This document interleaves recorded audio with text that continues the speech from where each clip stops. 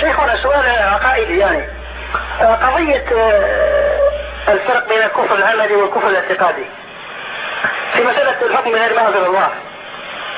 يعني مثلا من ترك الصلاة فهو كافر،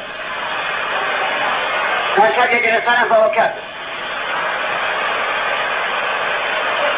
من ادعى أن مع الله خالقا فهو كافر. والاعتقاد في القلب. شيخنا الكفر العملي هل يخرج من الملة؟ بعضهم مخرج وبعضه غير مخرج، وقتاله كفر، ومع ذلك لا من قاتل أخاه المؤمن بدليل آية الحجرات: وإن طائفتان من المؤمنين اقتتلوا فأصلحوا بينهما، قال إنما المؤمنون إخوة فأصلحوا بين أخويكم.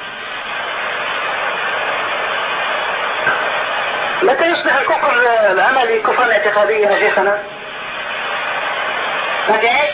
متى يصبح الكفر العملي مخرج من الملة؟ إذا سجد لصنم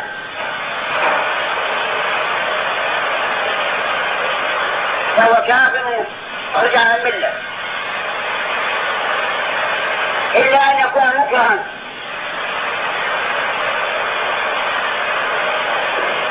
وفي قضية الحكم بغير ما أنزل الله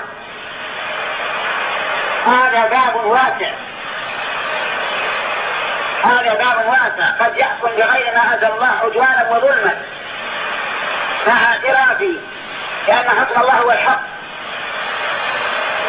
فهذا لا يكفر كفرا مخرجا عن الملة. وقد يحكم بغير ما أنزل الله تشهيا ومحاباة لنفسه لا لقصد ظلم المحكوم عليه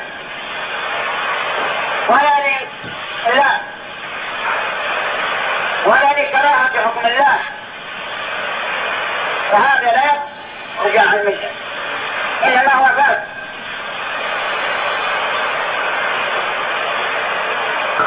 شيخنا مثلا عندنا للأسف الشديد مسجد حول إلى سكنة عسكرية تشرب فيها الخمور وتسمع فيها الموسيقى وتعطل فيها الصلاة ويسب فيها الله ورسوله، يعني هذا ما حكمه؟ هذا فسوق، إلا إذا كان الفاعل قد رضي بالله ورسوله فهو كافر. هذا فسوق شيخنا؟ هنا إلا إذا كان رضي بذلك،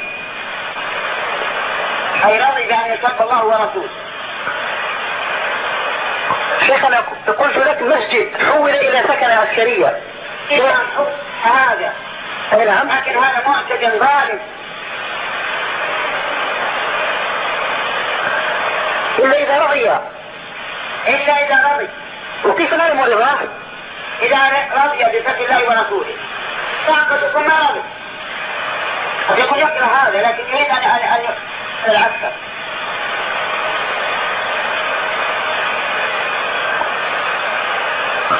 الآن يا رجل لا تدخلنا بهالمشاكل هذه. الكفر صعب، والأصل في من صلى أنه مسلم، ولهذا لما قال الصحابة رضي الله عنهم الحكام هل يقاتلون؟ قال لا، ما صلوا.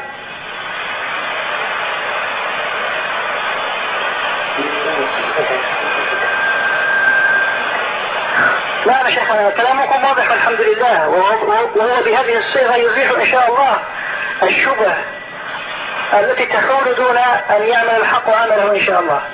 نسأل الله أن يهديهم. آمين. ويرزقهم البصيرة في دينه. يا شيخنا هل ويحكم دماء المسلمين. نعم. هل شرحتم لنا قوله صلى الله عليه وآله وسلم: من رأى منكم منكرا فليغيره بيده، الحديث؟ لا يكتسر النجاة لأنه ما بقي الآن دقيقة واحدة. إذا يا شيخ وقت تاريخ المكالمة واسمك فقط. نعم. يعطينا تاريخ المكالمة واسمك. نعم. هذه المكالمة وقعت يوم الجمعة شهر رمضان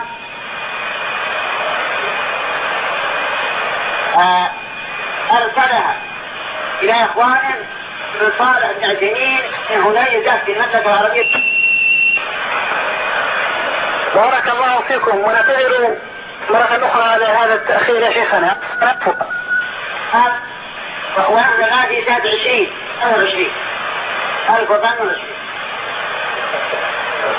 جزاكم الله عنا كل خير. نسأل الله أن ينفع بهذا. آمين آمين. جزاك الله خير. السلام عليكم ورحمة الله وبركاته ومغفرته.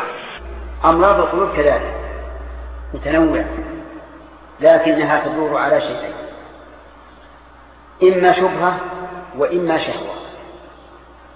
كل أمراض القلوب لا تخرج عن هذين الأمرين: الشبهة بحيث يلتبس عليه الحق والعياذ بالله في الباطل ولا يهتدي للحق، هذا مرض ايش؟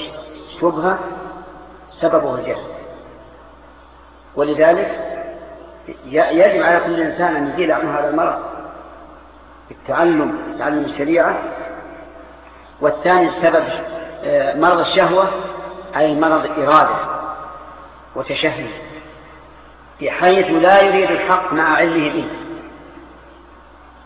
وهذا أخبث من الأول، لأن الأول يرجى صلاحه متى؟ إذا تعلم، لكن هذا لا يرجى صلاحه إلا أن يشاء الله، لأن هذا يعلم الحق ولكنه لم يعمل به، وهذا أشد. ولكن اعلم أن المرض كما قلت أنواع، ففي قوله تعالى: ولا تخطأن بالقول فيطمع الذي في قلبه مرض. من هذا؟ مرض الشهوة في حب النساء والتلذذ بأصواتهن المحرم استماعها وما أشبه ذلك.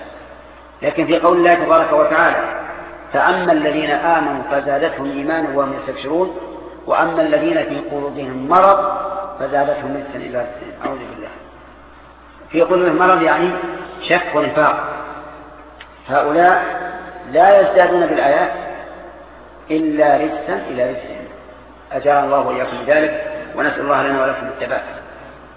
نعم نعم. لا، والشهوات أيضا، والشهوات، ولهذا تحاج المبتدأ بالأدلة والكتاب والسنة يقال مرتب. نعم. ايش؟